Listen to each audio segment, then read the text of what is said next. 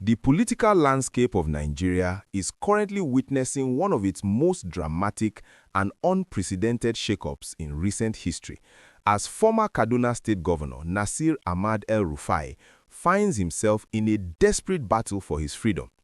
In a staggering turn of events that has captivated the entire nation this March of 2026, the embattled former governor is now intensely petitioning the Inspector General of the Police and the Attorney General of the Federation from his detention cell, pleading for an intervention in what his legal team describes as a gross violation of his fundamental human rights.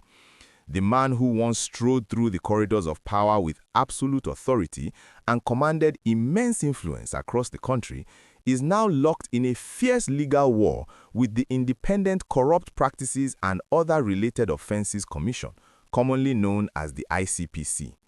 El-Rufai's legal team, led by his formidable counsel, Ubong Akpan, has completely blasted the anti-graft agency, issuing a massive pre-action notice and threatening to hit the commission with a jaw-dropping 15.6 billion naira lawsuit.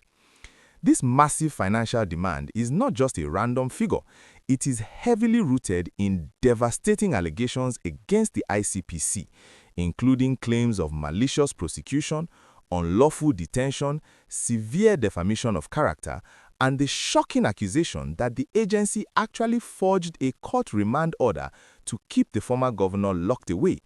For a political heavyweight of El-Rufai's massive stature, the sight of him being bounced between different security agencies and desperately seeking the attention of the nation's top law enforcement officers is a deeply fascinating spectacle that perfectly highlights the rapidly shifting dynamics of power in the nation's capital.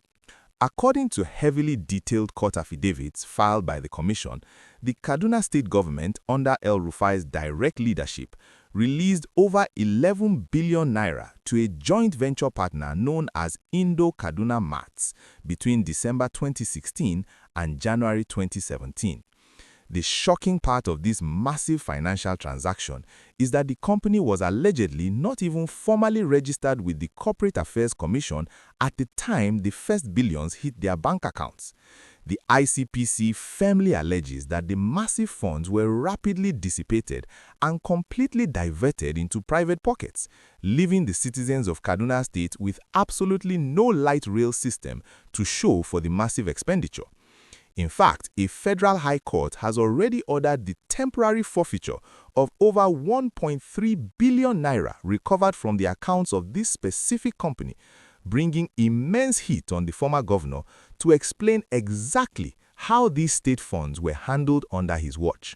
If you are finding this incredibly deep dive into the massive legal battles of Nigeria's former Kaduna State Governor completely fascinating, and you want to continuously stay updated on every single twist and turn of this high-stakes political drama, please take a quick second right now to like this video and hit that subscribe button. By subscribing to the channel and turning on your notification bell, you ensure that you will never miss out on any of our highly detailed, deeply researched updates as we continue to track the biggest news stories shaping the future of our great country. And your support massively helps us keep bringing you the absolute truth without any filter. Now, returning to the massive legal counterattack launched by El-Rufai's formidable legal team, the details of the 15.6 billion naira lawsuit threat are absolutely staggering and show a man who is ready to fight to the bitter end. The pre-action notice served to the ICPC completely blasts the agency for what the lawyers describe as a total abuse of office. Out of the massive 15.6 billion naira total demand, the legal team is asking for 5 billion naira in compensatory damages for the severe emotional trauma and physical deprivation suffered during his prolonged lockup. They are demanding another 5 billion naira in exemplary damages to strictly punish the agency for its alleged high-handedness and an additional 5 billion naira in aggravated damages.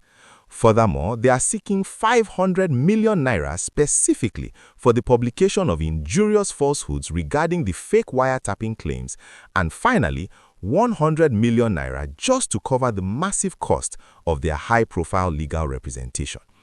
To make matters even more complicated for the government, this 15.6 billion naira threat comes right on the heels of a separate 1 billion naira fundamental rights enforcement suit that El-Rufai had already filed at the Federal High Court in Abuja. In this specific lawsuit, he explicitly dragged the Inspector General of the Police, the Attorney General of the Federation, and a Chief Magistrate into the massive legal mudfight. He is aggressively petitioning the court and by extension begging these top law enforcement heads to thoroughly review the circumstances of his arrest, arguing that the original search warrant used to invade his privacy was completely invalid, null, and void. His lawyers claim the warrant was full of material drafting errors, lacked any probable cause, and was completely unconstitutional.